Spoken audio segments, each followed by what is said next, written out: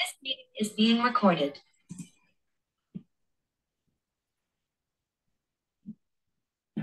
हरे कृष्णा। आप सभी भक्तों का हार्दिक स्वागत है हमारे आज के कार्यक्रम गीता श्लोक स्मरणम में। आज हम गीता के दूसरे अध्याय के 69वें श्लोक पर स्मरण करने के लिए जो बातें जानना आवश्यक हैं उन पर चर्चा करेंगे। कुल मिलाकर हमारी ये आज की 26वीं कक्षा है। अब तक हम भगवत गीता के 20 महत्वपूर्ण श्लोकों पर इस प्रकार की कक्षाएं आयोजित कर चुके हैं। आशा है आप सब लोग इन कक्षाओं से लाभ ले रहे होंगे और श्लोकों का स्मरण आपका बन रहा होगा, जारी होगा। तो इसी श्रृंखला में आज दूसरे अध्याय का 69वां श्लोक हम आगे पढ़ेंगे। आरंभ करते हैं मंगलाचरण से, भगवान और अपने गुरुजनों से आशीर्वाद लेते हुए। ओम अज्ञानतिमिरान्धस्य ज्ञानञ्जनशलाकया चक्षुरुन्मीलितं येन तस्मै श्रीगुरवे नमः। श्रीचैतन्यमनोभीष्टं स्थापितं येन भूतले स्वयं रूपा कदा मह्यं ददाति स्वपदान्तिकम्। वन्देऽहं श्रीगुरो श्रीयुतपदकमलं श्रीगुरून् वैष्णवांश्च श्रीरूपं साग्रजातं सहगण रघुनाथान्वितं तं सजीवम् साद्वैतं सावधूतं परिजनसहितं कृष्णचैतन्यदेवं श्रीराधा कृष्णपादान् सगण ललिता श्रीविशाखान्वितांश्च। हे कृष्ण करुणा सिंधु दीनबंधो जगत्पते गोपेश गोपिका कांता राधा कांता नमोस्तुते। तप्त कांचन गौरांगी राधे वृंदावनेश्वरी वृषभानुसुते देवी प्रणमामि हरिप्रिये। वाञ्छाकल्पतरुभ्यश्च कृपा सिन्धुभ्य एव च पतितानां पावनेभ्यो वैष्णवेभ्यो नमो नमः। जय श्री कृष्ण चैतन्य प्रभु नित्यानंद श्री अद्वैत गदाधर श्रीवासादि गौर भक्त वृंद। हरे कृष्णा कृष्ण कृष्ण हरे हरे हरे राम राम राम हरे हरे।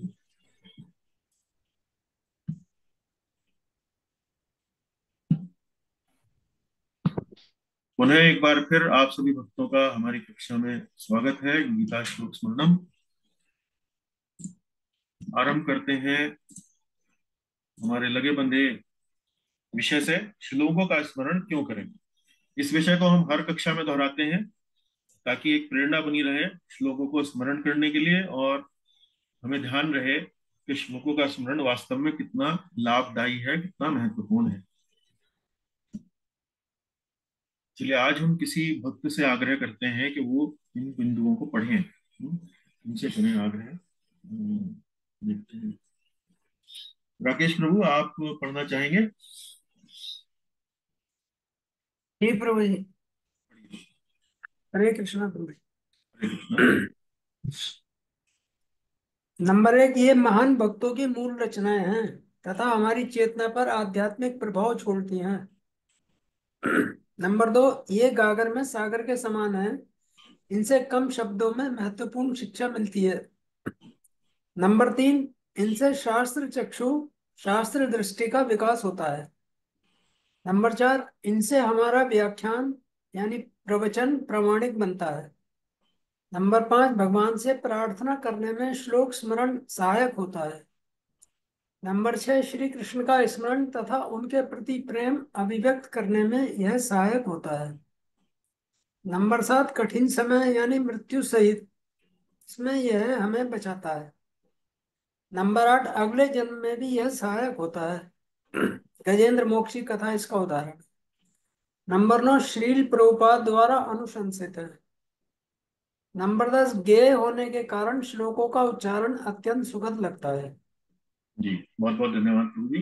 10 मूल बिंदु हैं, इन पर सबसे प्रथम जो हमारी कक्षा है वो इसी बात को लेकर है कि श्लोक स्मरण क्यों करें हम लोग। तो अनेक अनेक लाभ हैं इसके। बहुत सुंदर आध्यात्मिक प्रक्रिया है, भक्ति का एक प्रकार से जो अभिव्यक्ति है बड़ी सुंदर हो जाती है इस प्रकार से। चलिए अच्छा है, आपको ये प्रेरित करेंगे। अब हम आते हैं आज के विषय पर। दूसरे अध्याय का 69वां श्लोक वो अब आपके स्क्रीन पर सामने यहाँ उपस्थित है।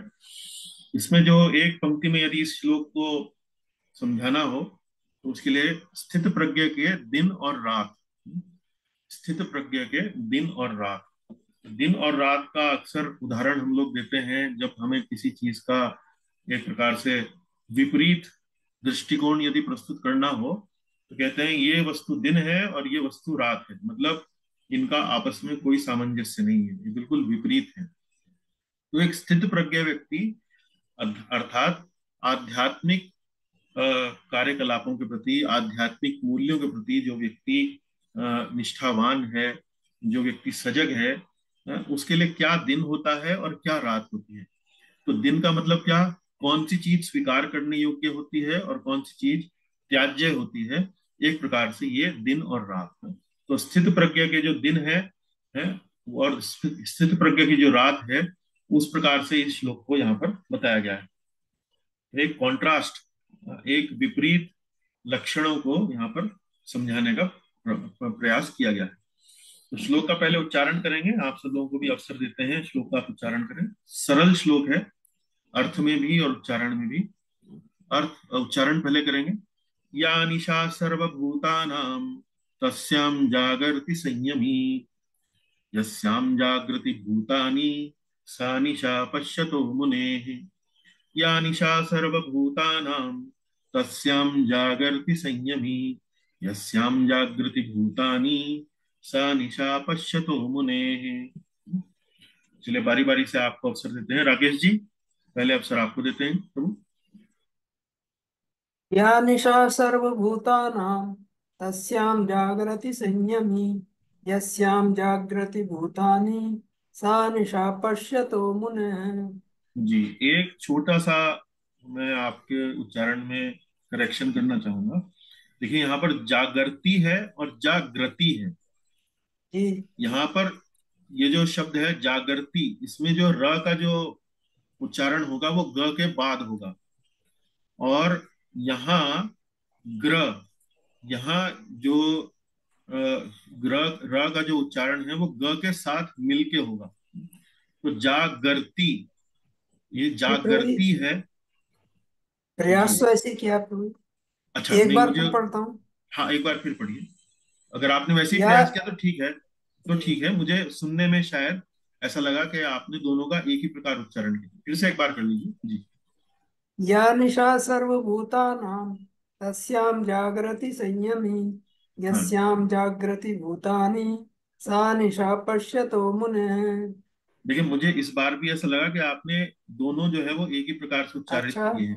प्रभु जी, हाँ, कुछ मेरे उच्चारण में गड़बड़ है। आप एक बार इसका उच्चारण अलग से कीजिए। जागृति, हाँ, जागृति नहीं है ये, जागृति। जागृति, जागृति, हाँ, जागृति नहीं जागृति, बोल सकते? ये ये तो जागृति ये है। जागृति हो गया जी। हाँ, ये जागर जागृति है, जागृति। जागृति, जिस, नहीं जागृति। जागृति। हाँ जागृति, ये ठीक उच्चारण किया आपने। जैसे या गर्त निशा में, सर्वभूतानां तस्यां हम्म, जागरति संयमी, हाँ अब ठीक। यस्यां जागृति भूतानि सा हम्म, निशा पश्यतो मुनेः। उत्तम उत्तम जी। आप में से अन्य भक्त जो सुन रहे हैं, क्या अंतर समझ पाए? आपने अंतर ध्यान दिया इसका, जागृति और जागृति? जी प्रभु जी। जी, चलिए। अ, अब हम आग्रह करेंगे रविंद्र प्रभु जी से। जी जी प्रभु जी, प्रभु जी। एक मिनट। जी। प्रभु जी, जी ये रजनीश प्रभु। तस्याम, ये जो तस्याम है ना, दो दो जो है ना, तस्याम, ये ऊपर अनुस्वार जो है, हाँ इसका जी। इसका जो न बोलते हैं या म बोलते माँ, माँ बोला जाता है। सर्वभूता नाम, ये माँ जहां भी अनुस्वार है संस्कृत में जहां लिखा जाता है, इसको हैं? हर हर बार माँ ही बोला जाता है। यदि आपको जो अंग है, जैसे अंगूर में अंग आता है, जी उसके लिए संस्कृत में अलग से, जैसे वो ड बनता है और ड के आगे आगे बिंदी लगती हाँ है जी, ना, हाँ जी। उसकी उसका उच्चारण, अंग का जो उच्चारण होता है उस अक्षर से होता है। लेकिन संस्कृत में जहां भी आपको ये यहाँ पर ये जो ये जो अनुस्वार दिखाई देगा, इसका उच्चारण माँ, आधा माँ के रूप में होता है। यस्याम पश्यतो मुने, या सर वो सर्वभूता नाम। हमें ना, हमें दरअसल गीता गीता परिवार वालों ने हम्म ऐसे बताया था कि जिन जिस अनुस्वार के बाद में ज आता है ना, च छ ज झ, हम्म वर्क वाला, हम्म। उनका जो है नहीं करके बोलती, तो लास्ट वाला पांचवा च छ ज झ है ना होता ना। हाँ जी। जैसे ये तस्याम है ना, इसको बोलते ऐसे करते हैं, तस्याई जागरती संयमी, यस्याई जागरती, ऐसे बोलते हैं, जैसे नाक में से आवाज आनी चाहिए। हाँ, तो तस्याम, ना से ही आवाज आ रही है, तस्याम, तस्याम जागृति संयमी। तो जी। वो इसका कहते हैं कि वो जो पांचवा अक्षर है, च छ ज झ, आगे लास्ट वाला जो ना, या वो, वो या होता हाँ है। हाँ, वो वाला ऐसे नहीं, बोलते हैं, तस्याई ये जागरती। यहाँ पर तो तस्याम से ही हम इसको समझते हैं। जी उसी जी। तरह से जब जब आप इसका रोमनाइजेशन भी करते हैं, रोमनाइजेशन मतलब जब अंग्रेजी की लिपि लिखकर जब इसको लिखते हैं, तो वहां आप देखेंगे एम के ऊपर एक डॉट लगाया जाता है। हम्म। आप ध्यान चलो दीजिएगा। मैं, फिर भी मैं जी। आपको ना इसका वो भेजूंगा। जी, आप देखो। मुझे भेजिएगा। हो सकता है मैं उच्चारण में जो प्रसिद्ध तरीका है उसके अनुसार ज्यादा बताता हूँ, मेरा कोई बहुत, नहीं जिसे नहीं, वो कहते नहीं हैं। बात है, वो बात हाँ नहीं जी। है। जी। मेरा उसमें कोई बहुत, जिसे कहते हैं ना, व्याकरण की दृष्टि से हो सकता है मेरे लिए भी कुछ सीखने के लिए यहाँ पर हो। आप अवश्य भेजिएगा, मैं जरूर उसको ध्यान दूंगा जी। जी जी। चलिए, अब ठीक है। हम चलते हैं। रविंद्र प्रभु जी, आपने हो गया आपका आपका नहीं, निधि? अभी नहीं हुआ हाँ प्रभु। हाँ जी, पढ़िए पढ़िए। जी।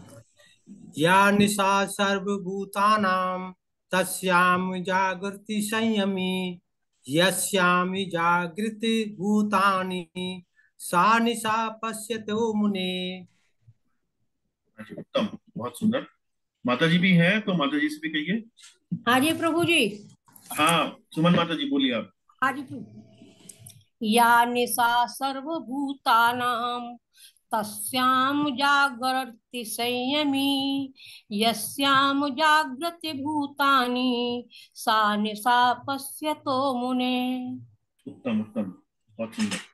आपने भी जागृति ही बोला है, तो वही इसका उचित। जागर्ति। जागृति, हाँ जी। यदि आप अंग्रेजी की भगवत गीता लगते हो तो उसमें भी आप देख सकते हैं, जब अंग्रेजी में इसका लिप्यंतरण किया जाता है, उसमें भी जो जागृति की जो स्पेलिंग है वो JAGAR है। और जहाँ जागृति है वहां GAGR है। तो यहाँ पर ये जो शब्द है ना जागृति, इसमें जो ग है वो आधा है, हम्म। और इसमें ग पूरा पूरा।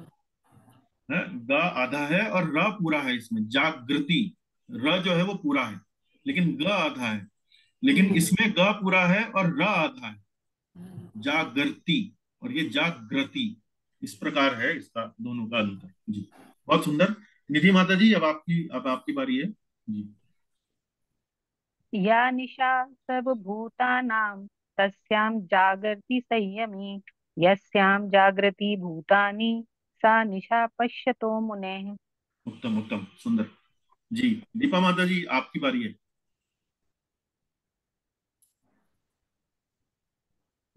जी प्रभु जी।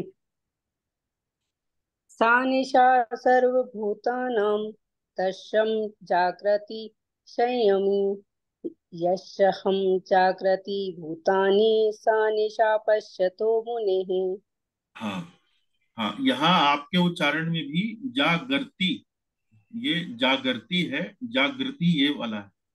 अच्छा, थोड़ा सा अंतर। जागृति। जाग जागृति, गर्ती, जाग गर्त समझते हैं ना, जैसे गर्त होता है ना, गर्त, गर्त मतलब गड्ढा। गर्त में गिरना, गर्त मतलब ग, फिर आधा रा, फिर ता। और वो हाँ, आधा रा है जो त के ऊपर चढ़ जाता है, तो ये जागृति, उस तरह से बोला जाता है। ठीक जागृति। है। चलिए सुबोध जागर जी। जी। जागृति। जागृति, गर्ती। जागृति गरती। ठीक। गरती। गर्ती, हाँ जी। गरती, हाँ ठीक है प्रभु जी, जी मैं थोड़ा सा संधि विच्छेद करके उसको करती हूँ। जी, अवश्य। सुबोध जी, आपकी बारी।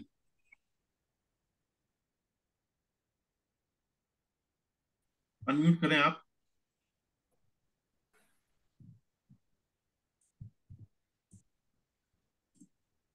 हाँ जी, मेरी बारी है जी। नहीं, सुबोध जी की, सुबोध जी की।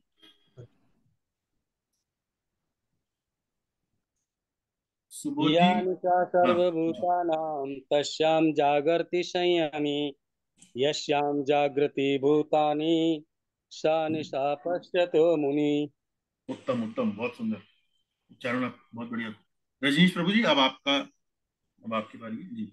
या निशा सर्वभूतानां तस्यै जगर्ति संयमी यस्यै जगर्ति भूतानि यस्यै जागृति भूतानि सा निशा पश्यतो मुनेः। हाँ उत्तम जी, उत्तम सुंदर। आपने पहले इसका उच्चारण दूसरी तरह से किया था, लेकिन बाद में फिर आपने हाँ, स्वयं जो है वो वो ठीक कर उचित दिया, उचित गलती हो ठीक गई थी ठीक उसमें। ठीक ठीक कर लिया आपने जी। वो मैंने भेजा है सर आपको, अच्छा जी, मैं देखता हूँ कक्षा के बाद बाद में देख जी। लीजिएगा। जी, जीवन प्रभु जी, आपकी बारी।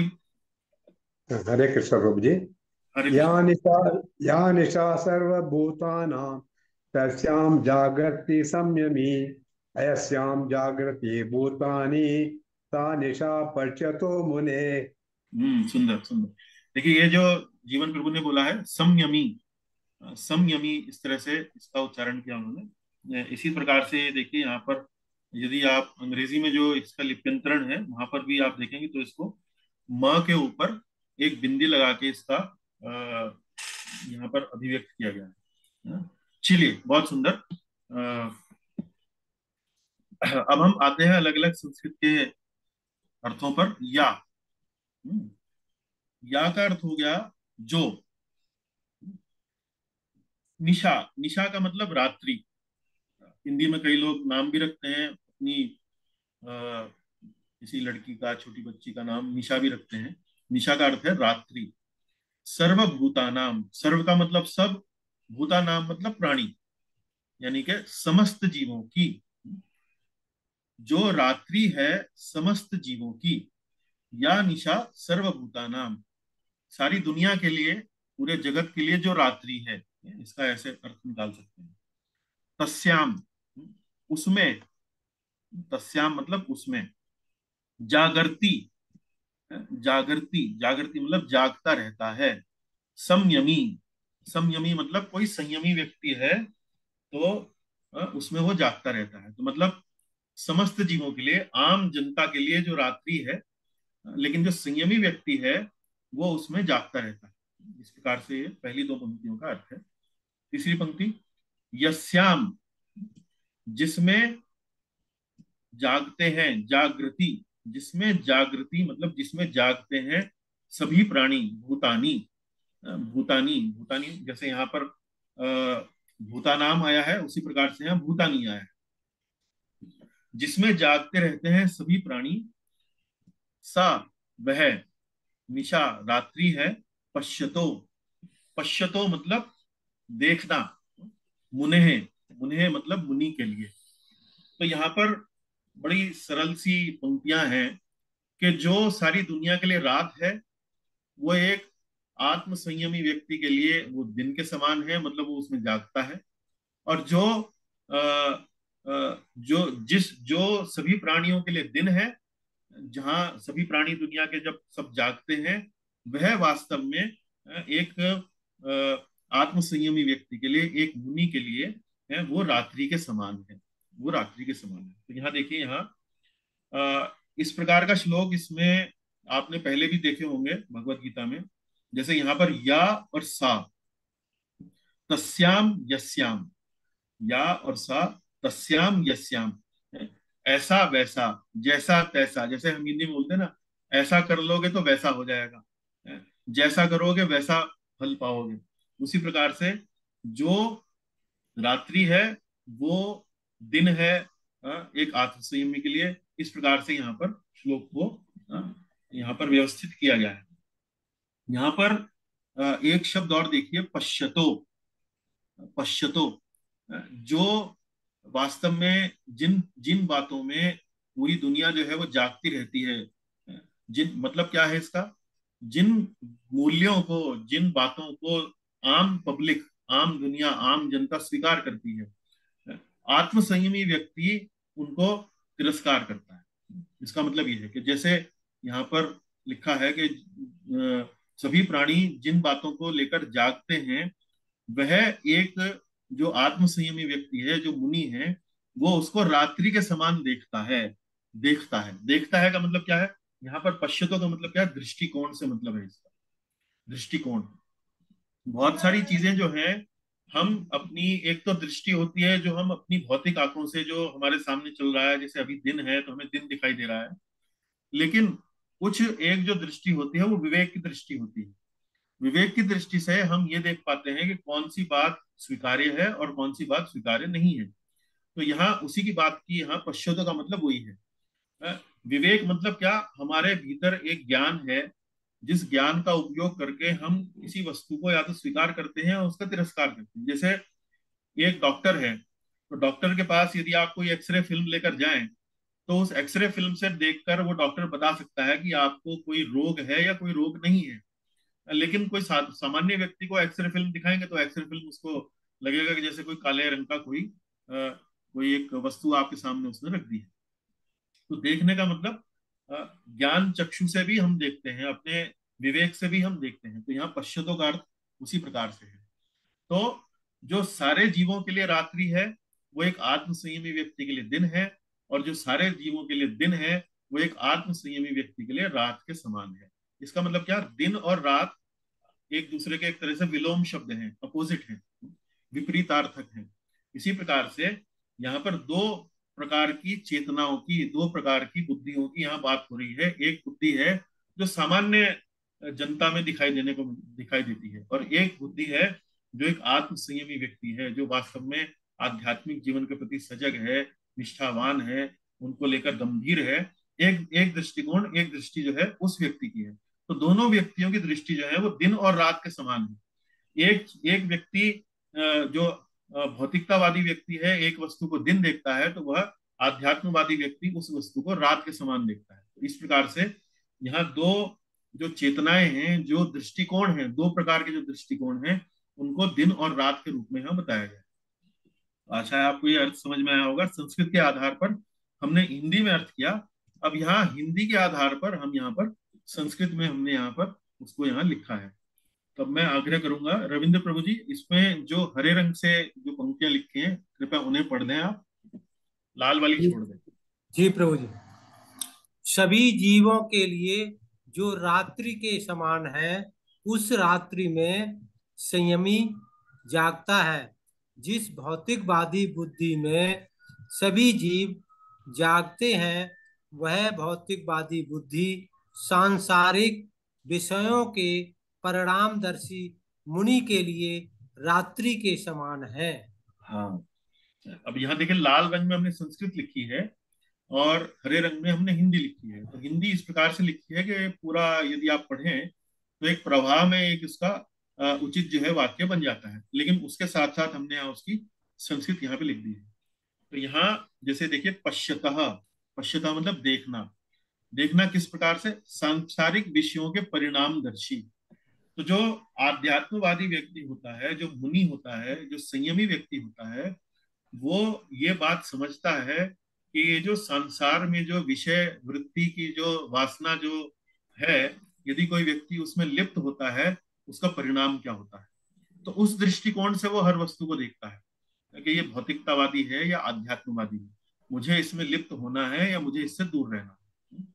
तो ऐसा व्यक्ति जहां भी वो देखता है कि इंद्रिय तृप्ति के कार्य हो रहे हैं, भौतिक भोग विलास के कार्य हो रहे हैं, तो ऐसे व्यक्तियों से वो मुख मोड़ लेता है, कहता है ये तो मेरे लिए रात्रि है, मेरे लिए तो ये मेरे काम की नहीं है, मेरे लिए ये उचित नहीं है। लेकिन सांसारिक व्यक्ति जो है, जो आम सामान्य व्यक्ति है, वो ऐसे कार्यों को उनमें वो भोग लेता है, उनमें वो आनंद लेता है। तो इस प्रकार से यहाँ दो प्रकार की मानसिकताओं का वर्णन किया गया है। अब हम इसका थोड़ा सा संदर्भ समझेंगे। तो संदर्भ वास्तव में यही है, भगवान श्री कृष्ण अर्जुन को मन पर नियंत्रण करने की जो बातें बता रहे हैं, उस संबंध में वो अब दूसरे अध्याय में अर्जुन को स्थित प्रज्ञ व्यक्ति की मानसिकता बताते हैं कि जो व्यक्ति वास्तव में स्थित प्रज्ञ है, वो उसकी जो दृष्टिकोण होता है, उसका जो सोचने का तरीका होता है, वो एक सामान्य व्यक्ति से अलग होता है। तुम मेरे सामने ये जो युद्ध ना करने की बात कर रहे हो, और तुम्हारे मन में ये जो भाव आ गया है कि भाई मेरे जो सगे संबंधी हैं उनको मैं उनका जो तुम्हारे मन में मोह है उसके कारण जो तुम युद्ध नहीं कर रहे हो, तुम तो एक सामान्य व्यक्ति की तरह बात कर रहे हो। तो इस सामान्य व्यक्ति की तरह विचलित मत हो, सामान्य व्यक्ति का दृष्टिकोण मत रखो। तुम वास्तव में एक बड़े अच्छे परिवार से आते हो, कुंती तुम्हारी माता जी हैं, भरत के तुम वंशज हो, तुम एक सामान्य व्यक्ति नहीं हो। तो सामान्य दृष्टिकोण मत रखो, एक विशेष दृष्टिकोण रखो जो एक आत्म संयमी व्यक्ति के लिए अनुकूल है, एक आत्म संयमित व्यक्ति के ऊपर वो शोभा देता है। इस प्रकार का दृष्टिकोण तुम रखो। तो यदि तुम्हारा दृष्टिकोण वही सामान्य व्यक्ति वाला है, तो ये वास्तव में तुम ये समझ लो कि जो आत्म संयमी व्यक्ति है उसके लिए वो रात्रि के समान है, और जो आम व्यक्ति के लिए जो दिन है, वो आम व्यक्ति के लिए जो रात्रि है, वो आत्म संयमी व्यक्ति के लिए दिन के रात्रि के समान है। तो यहाँ देखिए, उसी बात को यहाँ बताया गया है। दो प्रकार की बुद्धियों की यहाँ पर चर्चा की गई है, एक तो आध्यात्मवादी है और एक भौतिकतावादी है। आध्यात्मवादी व्यक्ति जो है वो आध्यात्मिक क्रियाकलापों के प्रति सजग रहता है, निष्ठावान रहता है, गंभीर रहता है। और जो भौतिकतावादी व्यक्ति है उसका जो दृष्टिकोण है वो बिल्कुल अलग होता है। वो वास्तव में आध्यात्मिक जो क्रियाकलाप हैं उनके प्रति सजग नहीं होता है, बल्कि उनको एक प्रकार से हीन दृष्टिकोण से देखता है, उनको लेकर बिल्कुल भी गंभीर नहीं होता है, क्योंकि वो उनका मूल्य नहीं समझता है, उसका जीवन में उपयोग नहीं समझता है, उसका जीवन में लाभ नहीं वो देख पाता है। तो वो भौतिकतावादी दृष्टिकोण है। दोनों दृष्टिकोण जो है वो दिन और रात के समान है, एक दिन है तो एक रात, इस प्रकार है। दोनों बुद्धियां एकदम विपरीत होती हैं, जैसे दिन और रात। अब और थोड़ा इसमें गहराई में जाएंगे। जैसे आध्यात्मवादी व्यक्ति की जो रुचि होती है वो किस किस कार्य में होती है, आध्यात्मिक क्रियाकलापों में वो रुचि लेता है, उसकी गंभीरता को समझता है। जैसे भगवान के नाम का जप करना। भौतिकतावादी व्यक्ति कहता है कि यार क्या ये एक ही चीज को बार बार दोहराने से कोई लाभ नहीं है, ये तो बेकार की बात है, ये तो समय की बर्बादी है। पूजा अर्चना करना, भौतिकतावादी व्यक्ति कहता है कि मैं तो भगवान को ही नहीं मानता हूँ, या मानता भी हूं तो भाई इतनी पूजा अर्चना करने का क्या लाभ है। ठीक है, दिन में एक आध बार कहीं चले गए मंदिर में तो थोड़ा सा आदर सम्मान कर लिया, उतना ही उचित है, उतना ही पर्याप्त है। पूजा अर्चना करना, कीर्तन इत्यादि करना, तो ये सब जो भौतिकतावादी व्यक्ति हैं इस प्रकार के कार्यकलापों को वो उसको व्यर्थ दिखाई देते हैं कि भाई इन सबको करने से मुझे कोई अलग से लाभ नजर नहीं आता है। भौतिकतावादी व्यक्ति का को यदि आप बताएं कि आत्मा और शरीर जो है वो अलग होते हैं, आत्मा अमर है, शरीर नश्वर है, इस जीवन के बाद भी आपको अगला जीवन लेना है, तो उसके लिए आप क्या कुछ इस जीवन में कुछ तैयारी कर रहे हैं। तो वो भौतिकतावादी व्यक्ति कहता है कि ये सब कपोल कल्पनाएं हैं, ये तो कहीं किसी ने ये तो जिसे बोलते हैं ना पुरानी दृष्टिकोण के या घटिया सोच या रूढ़िवादी सोच या उस प्रकार के लोग जो है इस प्रकार की सोच रखते हैं। आत्मा, पुनर्जन्म का सिद्धांत, परलोक। परलोक मतलब आप कहें कि भाई यदि आप इस प्रकार के कार्य करेंगे तो आपका परलोक सुधरेगा। परलोक मतलब इस जन्म के बाद जो आपको अगला जन्म लेना है, अगला जीवन जो आपको लेना है, वो वास्तव में आपका और अच्छा होगा। और अच्छा आप मतलब अगर आप आध्यात्मिक जगत जाते हैं, भगवान के धाम जाते हैं, तो वहां कोई भी कष्ट नहीं है, वहां ना मृत्यु है, ना जन्म है, ना वहां कहीं रोग है। इस प्रकार से सारे कष्ट जो है वहां पर नहीं है। तो कहता है ये सो मनगढ़ंत बातें हैं, इनमें रुचि लेने से क्या फायदा, इनका कोई प्रूफ दिखाओ। साइंटिस्ट जैसे प्रूफ दिखाते हैं ऐसे कोई प्रूफ दिखाओ। अगर कोई प्रूफ आप नहीं दिखा सकते हैं तो बेकार की बातें हैं। परलोक है, भगवत धाम है, ये सब भौतिकतावादी व्यक्ति के लिए कपोल कल्पनाएं जैसे उनको मानता है। भौतिकतावादी व्यक्ति का दृष्टिकोण क्या होता है? भौतिकतावादी व्यक्ति का दृष्टिकोण होता है धन संग्रह करना, अधिक से अधिक धन का मैं संग्रह करूं, या उस संग्रह को करने के लिए बहुत ज्यादा उद्यम करना, बहुत ज्यादा परिश्रम करना। कि भाई वर्क इज वर्शिप, कर्म ही पूजा है। कर्म ही पूजा है मतलब क्यों कर्म पूजा है? क्योंकि उससे हमें धन मिलता है, धन से हमें अपने जीवन का यापन करने के लिए सुविधा मिलती है। तो ऐसा नहीं है कि आध्यात्मिक व्यक्ति धन का मूल्य नहीं समझता है, लेकिन धन से भी अधिक मूल्यवान वस्तुएं इस जगत में हैं, वो इस बात को और भली भांति समझता है। आध्यात्मिक कमाई, जो धन की जो कमाई है, आध्यात्मिक कमाई उससे भी अधिक कहीं मूल्यवान है, वो इस बात को समझता है। ठीक है, शरीर का ध्यान रखना हमारे लिए आवश्यक है, क्योंकि इस शरीर से ही हम कोई आध्यात्मिक साधन कर सकते हैं।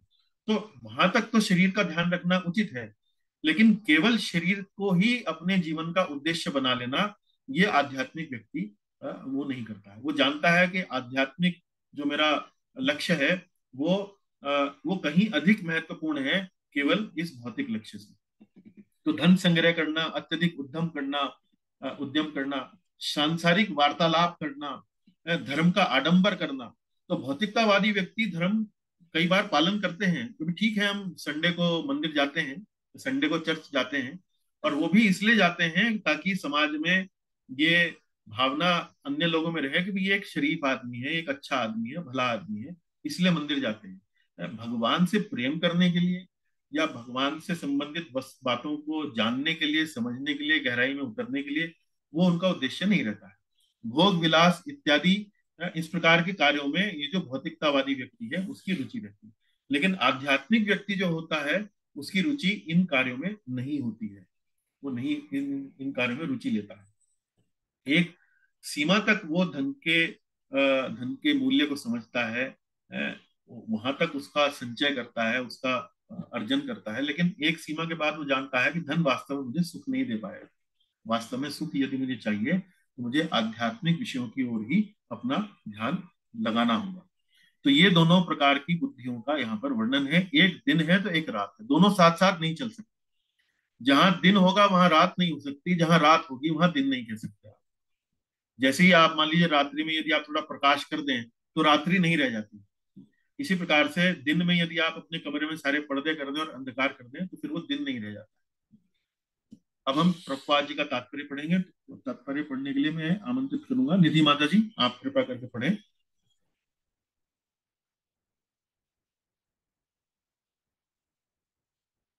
आप सुन सकती हैं माता जी, अनम्यूट करें अपने आप जी को। जी जी। श्रील प्रभुपाद द्वारा तात्पर्य। बुद्धिमान मनुष्य की दो श्रेणियां हैं।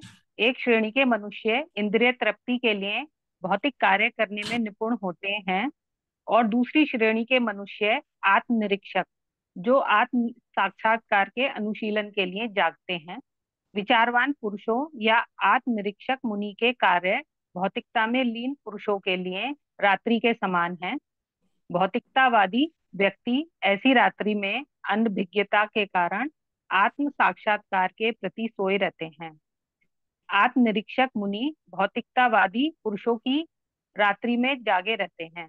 मुनि को आध्यात्मिक अनुशीलन की क्रमिक उन्नति में दिव्य आनंद का अनुभव होता है, किंतु भौतिकतावादी कार्यों में लगा व्यक्ति आत्म साक्षात्कार के प्रति सोया रहकर अनेक प्रकार के इंद्रिय सुखों का स्वप्न देखता है, और उसी सुप्तावस्था में कभी सुख तो कभी दुख का अनुभव करता है।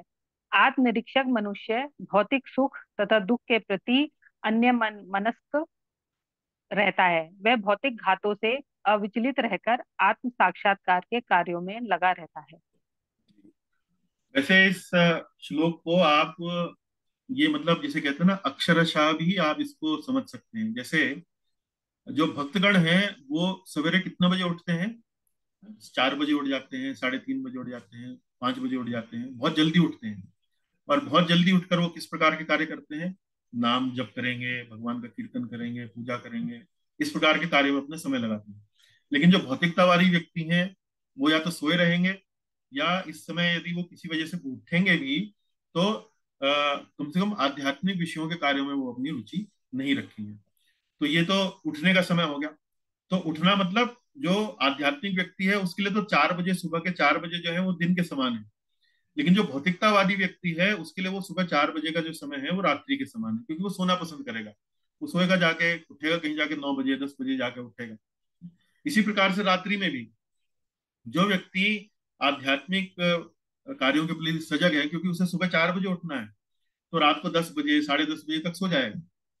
लेकिन जो भौतिकतावादी व्यक्ति है बोले अभी तो जीवन शुरू हुआ है, अभी तो चलो कहीं किसी दुकान पर जाकर थोड़ा सा खाना पीना करते हैं, कहीं कुछ मदिरा इत्यादि का सेवन करते हैं, कहीं कुछ पार्टी करते हैं। आपने सुना होगा पार्टी होती है रात को शुरू होती है, 10 बजे सुबह 4 बजे तक चलती है। वो सोने का दिन है, वो सोने का समय है आध्यात्मवादी के लिए, और वो जागने का समय है किसी निपट भौतिकतावादी के लिए। तो ये अक्षरशः भी आप जीवन में देख सकते हैं कि जो आध्यात्मिक विषयों में रुचि रखते हैं वो दिन में तो आध्यात्मिक विषयों में कार्य करते हैं, जो भौतिकतावादी हैं वो वास्तव में रात को ही सजग होते हैं, वो रात रात को ही सक्रिय होते हैं। अब कविता के माध्यम से देखिए, इसको पढ़ेंगे। बुद्धिमान नर दो तरह, इंद्रिय तृप्ति अधीन, आत्मनिरीक्षक दूसरा, आत्मज्ञान में लीन।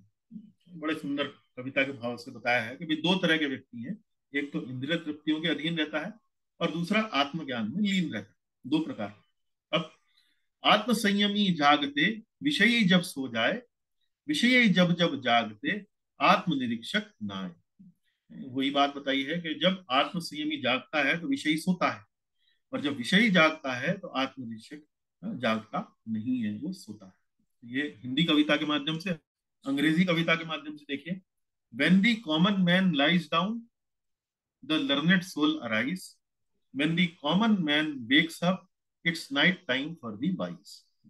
ये अंग्रेजी कविता में है कि जब कॉमन मैन लाइज डाउन, जब सामान्य व्यक्ति सोता है, द लर्नेड सोल अराइज, तो जो आत्मज्ञानी है वो वास्तव में जागता है। When the common man wakes up, और जब सामान्य व्यक्ति जागता है, it's night time for the rise, तो वो रात्रि का समय है किसी वाइज, मतलब किसी आत्मसंयमी व्यक्ति के। तो अंततः वही तीन चार बातें पुनः दोहराएंगे। श्लोक स्मरण में यदि आपको प्रवीणता अर्जित करनी है तो उसके लिए ये तीन चार बातें हैं। सबसे पहले छंद पहचाने, 8 अक्षर का है कि 11 अक्षर का है, और उसी के अनुसार उचित लय में गायन करें। 8 अक्षर अर्थात अनुष्टुप, 11 अक्षर अर्थात त्रिष्टुप। तो आज का जो श्लोक था वो अनुष्टुप छंद था, उसी प्रकार हमने उसका उच्चारण किया। शब्दों के अर्थों पर ध्यान दें, उन्हें अपने मस्तिष्क में बैठाएं, एक एक करके पंक्तियों का स्मरण करें। या निशा सर्वभूतानां तस्यां जागर्ति संयमी, या निशा सर्वभूतानां तस्यां जागर्ति संयमी। इस प्रकार से स्मरण करें, बार बार दोहराएं। श्लोक के संदर्भ को समझें, किस संदर्भ में बोला गया है, और श्लोक स्मरण को अपनी दैनिक पूजा अर्चना का एक भाग बनाएं। यदि आप हर रोज प्रत्येक दिन थोड़ा थोड़ा एक एक दो दो श्लोक स्मरण करते हैं तो वास्तव में फिर आप एक लंबे समय में, आपके जीवन काल में अनेक अनेक श्लोकों को आप स्मरण कर पाएंगे, और उन श्लोक स्मरणों का वही लाभ होगा जो हम कक्षा के आरंभ में हम आप सबको बताते हैं। तो ये आज की कक्षा है। इसी के साथ हम यहाँ पर ये गीता से 108 महत्वपूर्ण श्लोकों की सूची आपके सामने यहाँ दिखा रहे हैं। आज हमने 69वां श्लोक किया। अब तक हम कुल मिलाकर 20 श्लोक इसके कर चुके हैं। हर 5 श्लोक बाद हम कार्यशाला का आयोजन करते हैं। अभी देखिए लगभग लगभग 20 श्लोक हो गए हैं, 108 हैं, तो एक तरीके से समझिए 20% लगभग हम प्रगति कर चुके हैं। ये दूसरी अन्य जो सूची है 14, 15, 18वें अध्याय की। इसी के साथ आज हम का ये कार्यक्रम समाप्त करते हैं। अंततः श्रीमद् भगवद गीता की जय, श्रील प्रभुपाद जी की जय। तो प्रश्न टिप्पणी इत्यादि हो तो हम चर्चा कर सकते हैं। आपका बहुत बहुत धन्यवाद। प्रभु जी, एक चीज पूछना चाहेंगे, आप जो अंत में कविता कहते हैं ना, वो किस उद्देश्य से कहते हैं, मतलब अंत में उसको कविता माता समझाइए। जी एक सुंदरता है। कविता एक श्रृंगार होता है, कविता के अंदर सुंदरता होती है। जब हम किसी जी कविता को बोलते हैं, जैसे जैसे सामान्य रूप से कोई वार्तालाप कर रहे हैं, जैसे आप फिल्म देखने जाती हैं, फिल्म में कई बार गाने जो है हीरो हीरोइन गाने गाते हैं, तो एक श्रृंगार है, एक सुंदरता, उसकी उसके निखार को और सुंदर बनाने के लिए है, ये कविता के रूप में हम इसको समझते हैं। तो वास्तव में सुंदरता से लाभ क्या होता है? सुंदरता जब कोई बात, कोई वस्तु सुंदर तरीके से कही जाए तो हृदय में बड़ी जल्दी वो अपना स्थान बना लेती है। एक रुचिपूर्ण अपने इस प्रस्तुतिकरण को बनाने के लिए ये कविता के रूप में इसको प्रस्तुत कर रहे हैं जी। और कोई उद्देश्य नहीं, अर्थ समझ में आता है। जैसे श्लोकों का जब आप गायन करती हैं तो सुंदर लगता है ना। जी जी। इसी प्रकार से ये जो महत्वपूर्ण शिक्षा के जो तत्व हैं, यदि कविता के माध्यम से प्रस्तुत किए जाएं तो जन सामान्य को बड़ा रोचक लगता है और बड़ा उसको उसमें एक आनंद मिलता है। तो और जब जैसे प्रभु जी, जैसे किसी कोई श्लोक जैसे पढ़ के सुनाया और जैसे उसको समझ में नहीं आया तो इसको कविता कह के ऐसे सुना सकते हैं। हाँ, सुंदर, मैंने बताया ना, सुंदर प्रस्तुतिकरण है, सुंदरता जी उसकी जी बढ़ती है, उससे उसकी सुंदरता बढ़ती है। अब मान लीजिए कोई स्त्री है, वो अपना जब सौंदर्य प्रसाधनों का प्रयोग करके जब अपने मुखमंडल को, कहीं काजल लगाता है, कहीं कोई लिपस्टिक लगाती है, तो क्यों भाई, क्या जरूरत है? जीवन में कुछ जीवन में कोई रह तो नहीं जाएगा वो, कोई जन्म मृत्यु का प्रश्न थोड़ी है। वो तो एक सुंदरता का वर्धन करने के लिए ही तो वो कार्य करती हैं। सुंदरता जी क्यों, सुंदरता क्यों बढ़ाई जाए? ताकि सामने वाले को अच्छा लगे, वरना क्या उसका उपयोग क्या है? तो कविता जो है जी एक श्रृंगार का साधन है, उससे सुंदरता बढ़ती है। जी जी प्रभु और जी। जो हमारा संदेश है उसको पहुंचाने के लिए, सामने वाले को पहुंचाने के लिए, वो एक सरल सरल हो जाता है। जी प्रभु जी, बहुत अच्छा, समझ में आया प्रभु जी। थोड़ा सा प्रश्न था इसलिए मैंने पूछ लिया नहीं आपसे। नहीं, बहुत बढ़िया, अच्छा, उत्तम। अन्य कोई प्रश्न है? अन्य कोई प्रभु जी, टिप्पणी? कल की कक्षा के लिए सूची नहीं दे दी है आपने क्या, इस हाँ श्लोक जी, हाँ स्मरण जी, की? अच्छा। हाँ, कल की कक्षा के लिए श्लोक स्मरण की सूची, समझा नहीं मैं। वो 1-8-25 जो है लास्ट था, जो पहले सूची दी थी अच्छा, आपने। हाँ हाँ हाँ हाँ हाँ, भागवतम की रह गई, हाँ, इस बार रह गई। वो सूची हमारी समाप्त हो गई ना, वो नई सूची जारी करनी है। जी, मैं आज ही अभी करता हूँ, अभी करता हूँ, 2 मिनट दीजिए मुझे बस, अभी मिल जाएगी आप। बहुत बहुत प्रभु जी, धन्यवाद। आप थोड़ा सा गीता की क्लास 2-3 दिन बढ़ा के ऐसे रखिए ना हिंदी में ही। माता जी, मैं मैं पहले आपसे ही आपसे मैं चर्चा थोड़ा कर सा चुका हूँ इस पर। इंग्लिश इंग्लिश के आप जो रखती है भागवत वगैरह की, उसको हिंदी में रखिए ना प्रभु जी, अच्छा लगता है, समझ में आता है, इसलिए बोल रहे हैं। नहीं, समझ गया मैं, उस पर वीडियो बने हुए हैं, तो मैं आग्रह करूंगा वीडियो पर देखें, क्योंकि अभी समय जो है वो नहीं दे पाऊंगा मैं। अभी श्रीमद् प्रभु जी, भागवत वीडियो में। वीडियो क्या हो रहता है ना कि आपकी क्लास में जैसे अभी बिल्कुल बैठे हैं, कोई भी काम है फिर भी नहीं कर रहे, क्योंकि क्या है ना कि कब आप हमसे कोई क्वेश्चन करेंगे। हाँ, तो ये नहीं चीज है, रहता है ना कि उस नहीं समय बैठे और वीडियो चलता रहता है ना, ध्यान कहीं और रहता है, वीडियो कहीं और रहता है। नहीं, तो वो तो वो या तो मैं आपकी बात समझ गया हूँ मैं, लेकिन देखिए, आप चालू करिए ना प्रभु जी, बहुत अच्छा अच्छा, अच्छा। चलिए, मैं विचार करता हूँ, ठीक। चलिए, इसके अलावा और कोई प्रश्न है तो बताइए। नहीं नहीं प्रभु जी, बस क्योंकि बहुत इच्छा है, हाँ, एक जी बार जी, ऐसे अवश्य पुनः करेंगे, मतलब लाइव का। अवश्य करेंगे, अवश्य करेंगे, या तो ये उसके लिए मुझे प्रभु जी के संन्यास आश्रम लेने के बाद संभव हो पाएगा? सही कह रहे हैं प्रभु जी आप तो। प्रभु जी को गृहस्थ का जीवन भी व्यतीत करना है माता जी, नहीं नहीं, वो तो भी। प्रभु जी सही बात है, लेकिन आपका कहना सही है, लेकिन सभी गृहस्थ मार्ग में है ऐसा तो नहीं है। लेकिन ये सुनने का मौका तो मिल रहा है प्रभु जी से, अच्छा समझाते, अच्छा है मेन तो। नहीं नहीं, और देखिए, कोई भी आग्रह करता है तो मुझे बड़ा अच्छा लगता है, लेकिन फिलहाल जितना कार्यभार संभाल रखा है उसमें थोड़ा सा समय निकालना बड़ा कठिन होगा। एक काम करेंगे, एक काम कर सकते हैं, ये जो गीता श्लोक का स्मरण की जो कक्षा है, उसके बाद फिर आरंभ कर सकते हैं।